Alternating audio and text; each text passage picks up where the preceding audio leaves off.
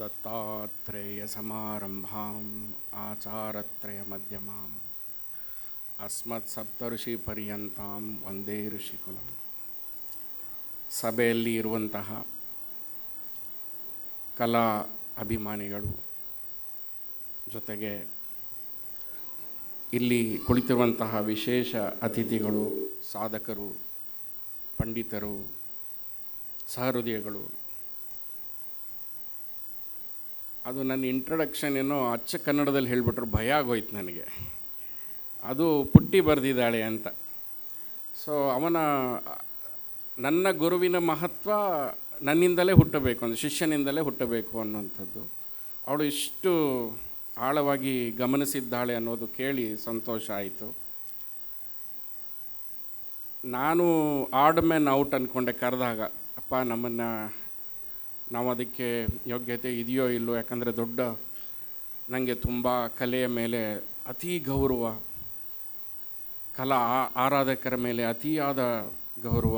ಯಾಕೆ ಅಂತಂದರೆ ಕಲಿಯುಗ ಬರ್ತಾ ಇರಬೇಕಾದಾಗ ಭಗವಂತ ತನ್ನ ಮೂಲ ನಿವಾಸದಲ್ಲಿ ಇರಬೇಕಾದಾಗ ಭೂಮಿಯಲ್ಲಿ ಇರೋರು ಋಷಿಗಳೆಲ್ಲ ಪ್ರಾರ್ಥನೆ ಮಾಡ್ಕೊಳ್ತಾರೆ, ಅಪ್ಪ ನೀನಿಲ್ಲದೆ ಬದುಕೋದು ಕಷ್ಟ ಅಂತ.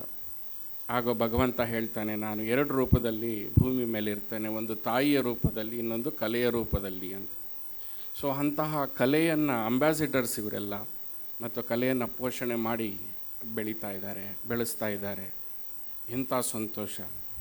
ಇದೇ ನಟರಾಜನು ಬಂದು ಇಲ್ಲಿ ನಾಟ್ಯವಾಡ್ತಾ ಇದ್ದಾನೆ, ಇದೇ ನಟರಾಜನು ಬಂದು ನಿಮ್ಮ ಮೂಲಕ ವೀಕ್ಷಣೆಯನ್ನು ಮಾಡ್ತಾ ಇರುವಂಥ ಈ ಒಂದು ಅದ್ವೈತ ಅನುಸಂಧಾನದ ಭಕ್ತಿಯನ್ನು ನೋಡುವ ಒಂದು ಭಾಗ್ಯ ನನಗೆ ಸಿಕ್ತು ಅಂತ ಅಷ್ಟೇ. ಇವತ್ತು ಅವಳ ರಂಗ ಪ್ರವೇಶ ಆಗಿರಬಹುದು, ಆಗಿದೆ, ನಿಮ್ಮೆಲ್ಲರ ಪ್ರೀತಿ ಆಶೀರ್ವಾದ ಸಿಕ್ಕಿದೆ. ಅದ್ರ ಮುಂಚೆ ನನ್ನ ಭಾಗ್ಯ ಏನು ಅಂತಂದರೆ ಅವಳ ಅಧ್ಯಾತ್ಮದಲ್ಲಿ ಅಂತರಂಗ ಪ್ರವೇಶ ಆಗಿದೆ. ಅವಳ ಜೀವನ ಈಗ ಗ್ಯಾರಂಟೀಡ್ ಅಂತ, ಡಿವೈನ್ ಇನ್ಶೂರೆನ್ಸ್ ಆಗೋಯ್ತು ಅಂತ. ಸೊ ಹಾಗೆ ಸಮಾಜದ ಮುಂದೆ ಬಂದು ಕಲೆಯನ್ನು ಪ್ರಸ್ತುತಿಪಡಿಸ್ತಾ ಇರೋದು ಕೂಡ ಒಂದು ಹೆಮ್ಮೆಯ ಸಂಗತಿ. ತನ್ನ ಫಿಸಿಕಲ್ ಲಿಮಿಟೇಷನ್ಗಳನ್ನು ಮೀರಿ ಇಲ್ಲಿ ನಾಟ್ಯವನ್ನು ಅಭಿವ್ಯಕ್ತಿಪಡಿಸಬೇಕು ಅಂದರೆ ಅಂತರ್ಚೇತನವೇ ಅದಕ್ಕೆ ಸಾಕ್ಷಿ. ಆ ಸಾಕ್ಷಿಯನ್ನು ನಾವು ಇವತ್ತು ನೋಡ್ತಾ ಇದ್ದೇವೆ, ಎರಡು ರೂಪದಲ್ಲಿ ನೋಡ್ತಾ ಇದ್ದೇವೆ. ಅವರ ಶಿಷ್ಯ ಡ್ಯಾನ್ಸ್ ಮಾಡ್ತಾಯಿದ್ದೆ, ಗುರುಗಳು ಮುಖದಿಂದನೂ ಕೂಡ ಡ್ಯಾನ್ಸ್ ಮಾಡ್ತಾನೆ ಇದ್ದರು. ನಾವು ಅವ್ರನ್ನೂ ನೋಡ್ತಾ ಇದ್ದೆ, ಇವ್ರನ್ನೂ ನೋಡ್ತಾ ಇದ್ದೆ. ಸೊ ಗುರು ಶಿಷ್ಯರ ಆ ಸಂಬಂಧ ಆ ನಾಟ್ಯವನ್ನು ಪ್ರಸ್ತುತಪಡಿಸ್ತಾ ಇದ್ದರು. ಆವಾಗ ನನಗನ್ನಿಸ್ತು, ಇದು ಕೇವಲ ರಂಗ ಪ್ರವೇಶ ಕಲಾರಂಜನೆ ಮಾತ್ರ ಅಲ್ಲ, ಗುರು ಪರಂಪರೆಗೂ ನಮನ ಆಯಿತು ಅಂತ. ಹೀಗೊಂದು ಅದ್ಭುತವಾದ ಸಂಪ್ರದಾಯ ನಮ್ಮ ಇಂಚರ ಮತ್ತು ಅವಳ ಸೀನಿಯರ್ಸು ಗೆಳತಿಯರೆಲ್ಲ ಶುರು ಮಾಡ್ಕೊಂಡು ಬಂದಿದ್ದಾರೆ. ಏನಪ್ಪ, ಎಲ್ಲ ಗುರುಗಳನ್ನು ವೇದಿಕೆ ಮೇಲೆ ಕರೆಯುವಂಥ ಒಂದು ಅದ್ಭುತವಾದ ಸಂಸ್ಕಾರ ಅಂತ. ಈ ಸಂಸ್ಕಾರ ಬರಲಿಕ್ಕೆ ಅವ್ರ ಮನೆಯವರೇ ಕಾರಣ. ಈ ಕಡೆ ಅಜ್ಜಿ ಸಂಗೀತವನ್ನು ಹೇಳ್ಕೊಡ್ತಾರೆ, ಭಕ್ತಿಯನ್ನು ಹೇಳ್ಕೊಡ್ತಾರೆ. ಆ ಕಡೆ ಅಜ್ಜ ಸ್ವಯಂ ನಾಟ್ಯವನ್ನು ಪೋಷಣೆ ಮಾಡಿಕೊಂಡು ಪ್ರದರ್ಶನ ಮಾಡಿಕೊಂಡು ಬರ್ತಾ ಇದ್ದಾರೆ. ಅಶ್ವಿನಿ ಕುಮಾರ್ ಅವರು ಒಳ್ಳೆಯ ಸಂಗೀತಗಾರರು, ಸಂಗೀತ ಸಂಯೋಜನೆ ಮಾಡುವಂಥವ್ರು.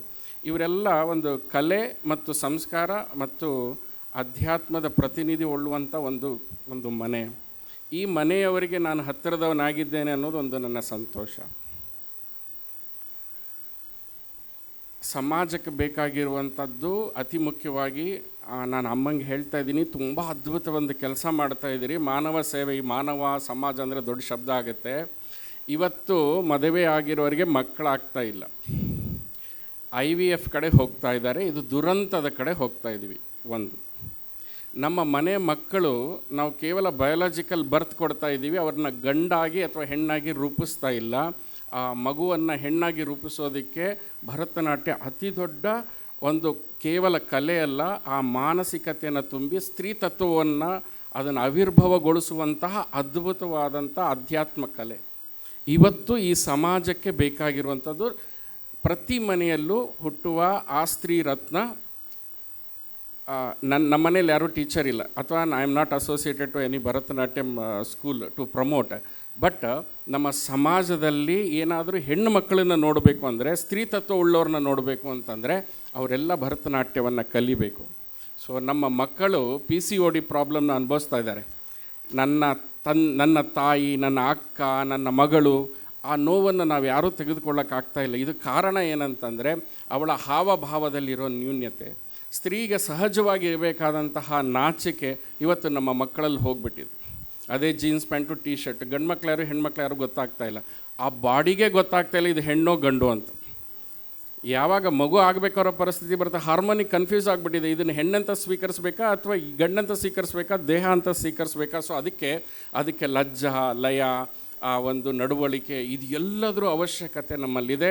ಮುಂದಿನ ಸನಾತನ ಧರ್ಮ, ಹಿಂದೂ ಧರ್ಮ ಬೆಳಿಬೇಕು ಅಂದರೆ, ನಿಮ್ಮ ಹಿರಿಯರು ಹಾಕಿಕೊಟ್ಟ ಕುಟುಂಬ ಸಂಸ್ಕಾರ ಬೆಳಿಬೇಕಂದ್ರೆ, ನಮ್ಮ ಮನೆ ಎಲ್ಲ ಹೆಣ್ಮಕ್ಕಳು ಕಡ್ಡಾಯವಾಗಿ ಭರತನಾಟ್ಯಮವನ್ನು ಕಲೀಲೇಬೇಕು.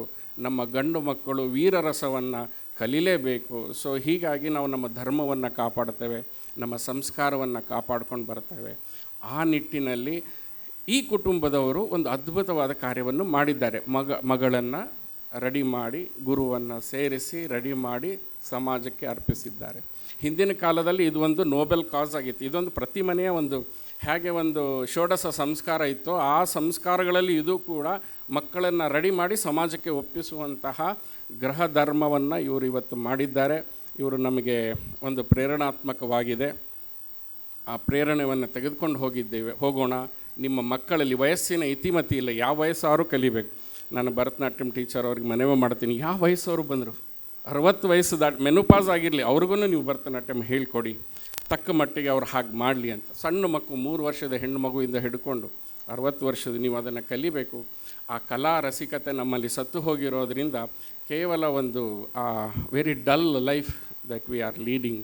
ಅದರಲ್ಲಿ ಏನೂ ಒಂದು ಆಸ್ವಾದನೆ ಇಲ್ಲ, ಪ್ರಕೃತಿ ಇಲ್ಲ, ಜೀವನ ಇಲ್ಲ, ಏನೂ ಮಾಡ್ತಾ ಇಲ್ಲ. ತುಂಬ ಮೆಕ್ಯಾನಿಕಲ್ ಜೀವನ ಮಾಡ್ತಾಯಿದ್ದೀವಿ. ಅಂಥದರಲ್ಲಿ ಕಳೆದು ಹೋದ ಈ ಪರಿಸ್ಥಿತಿಯಲ್ಲಿ ನೀವು ಮಾಡ್ತಾ ಇರೋದು ಅದ್ಭುತವಾದ ಸಾಧನೆ. ನೀವೆಲ್ಲ ಅಲ್ಲಿದ್ದೀರಿ, ಸಂಗೀತವನ್ನು ಹೇಳ್ಕೊಟ್ಟಿದ್ದೀರಿ. ಕೇವಲ ಸಂಗೀತದ ಉದ್ದೇಶ ಏನಂದರೆ, ಆ ರಾಗಬದ್ಧವಾದ, ಯಾವಾಗ ನಮ್ಮಲ್ಲಿ ಆ ರಾಗಬದ್ಧತೆ ಬರುತ್ತೆ ಜೀವನದಲ್ಲೂ ರಾಗ ಆಗುತ್ತೆ. ನಾವು ಅಲ್ಲಿ ನಮ್ಮ ಜೀವನ ಹೇಗಾಗಿದೆ ಅಂತಂದರೆ, ಅದು ನಾನ್ ಸಿಂಕ್ ಲೈಫಲ್ಲಿದ್ದೀವಿ. ಸಂಗೀತ ಸ್ವಲ್ಪ ಸಿಂಕ್ ಆಗೋದಕ್ಕೆ ಹೇಳ್ಕೊಡುತ್ತೆ, ಭರತನಾಟ್ಯಂ ಆ ಲಯವನ್ನು ಹೇಳ್ಕೊಡುತ್ತೆ. ಅದೇ ನಮ್ಮ ಜೀವನದಲ್ಲಿ ಅಡಾಪ್ಟ್ ಮಾಡ್ಕೋಬೇಕು. ನಮ್ಮ ಇಂಚರ ಪುಟ್ಟಿ ಬಗ್ಗೆ ಒಂದು ಹೆಮ್ಮೆ ಏನಾಗುತ್ತೆ ಅಂತಂದರೆ, ನಾವೆಲ್ಲ ಭವರೋಗಿಗಳು, ಮನೋರೋಗಿಗಳು. ಸೊ ಅಂಥ ಮನೋವಿಜ್ಞಾನವನ್ನು ಅವಳು ತೆಗೆದುಕೊಳ್ಳುವಂಥ ಧೈರ್ಯ ಮಾಡಿದ್ದಾಳೆ. ಯಾವಾಗಲೂ ಡಿಪ್ರೆಷನ್ನಿಂದ ಆಚೆ ತರಬೇಕು ಅಂತಂದರೆ ಒಂದು ಅತಿ ಮನಸ್ಸು ಗಟ್ಟಿಯಾಗಿರಬೇಕು. ಅಂಥ ಒಂದು ವಿದ್ಯೆಯನ್ನು ಅವಳು ತೆಗೆದುಕೊಂಡಿದ್ದಾಳೆ. ಅದನ್ನು ಮೀರಿ ಗೆಲ್ಲೋದಕ್ಕೆ ಕಲೆಯ ಆಶ್ಚರ್ಯ ಅವಳಲ್ಲಿದೆ, ಆಧ್ಯಾತ್ಮಿಕ ನೆಲೆಯಲ್ಲಿದೆ. ಇನ್ನು ಲೈಟರ್ ನೋಟಲ್ಲಿ ಆ ಮನೆಯವರ ಮಗನಾಗಿ ಇದ್ದೇನೆ ಅನ್ನೋ ಭಾವದಲ್ಲಿ, ನಾನು ಲೀಲಾವತಿ ಅಮ್ಮ ಅವ್ರನ್ನ ನೋಡಿದಾಗೆಲ್ಲ ಅಮ್ಮ ಅನ್ನೋ ಭಾವ ಬರ್ತದೆ. ತುಂಬ ಫಿಲಾಂಥ್ರಪಿಕ್ ಅವರು, ಅದು ಯಾವುದೂ ಹೇಳ್ಕೊಳ್ಳೋದಿಲ್ಲ ಅನಿಸುತ್ತೆ. ಈ ಮನೆಯವ್ರದ್ದೇ ಒಂದು ಸಮಾರಂಭ ಮಾಡಬೇಕೇನೋ ಅಂತ ನನಗನ್ನಿಸ್ತದೆ. ಸೊ ಅವರ ಒಂದು ಇನ್ಫ್ಲೂಯೆನ್ಸ್ ನಮ್ಮ ಮೇಲಿದೆ. ಆ ಒಂದು ಸ್ವಾತಂತ್ರ್ಯದಲ್ಲಿ ಒಂದು ವಿಚಾರ ನನಗೆ ಬಂತು. ನಮ್ಮ ಮನೆಯಲ್ಲಿ ಹಳೆ ಕಾಲದಲ್ಲಿ ಗೋಲು ಅಂತ ಬರೋದು, ಗೋಲು ಗೊಂಬೆ ಅಂತ, ಅಜ್ಜಿದು. ಆ ಅಜ್ಜಿಗೆ ಏನಾರ ಮೊಮ್ಮಗಳಿದ್ದರೆ ನಮ್ಮ ಇಂಚರ ಅಂತ. ಆ ಮೇಲ್ಗಡೆಯ ಗಂಧರ್ವ ಲೋಕದಿಂದ ಒಂದು ಚಂದನದ ಬೊಂಬೆಯನ್ನು ತಂದು ಅದಕ್ಕೆ ಜೀವ ತುಂಬಿದ್ದು ಅಪ್ಪ ಅಮ್ಮ. ಆದರೆ ಕಲೆ ತುಂಬಿ ಇವತ್ತು ಎಷ್ಟು ಚೆನ್ನಾಗಿ ಅದನ್ನು ದೇವಪುಷ್ಪವಾಗಿ ಅದನ್ನು ಮಾಡಿ ಇವತ್ತು ಅರ್ಪಿಸ್ತಾ ಇದ್ದಾರೆ. ನೋಡೋದಕ್ಕೆ ಸಂತೋಷ. ನಾನು ನೋಡ್ತಾ ಇದ್ದಾಗ ನನಗೆ ಒಂದೇ ಆಶಯ, ಅವಳು ಗ್ರೀನ್ ರೂಮಲ್ಲಿದ್ದಾಳೆ, ಮುಂದಿನ ಸಿದ್ಧತೆ ಮಾಡ್ತಾ ಇದ್ದಾಳೆ.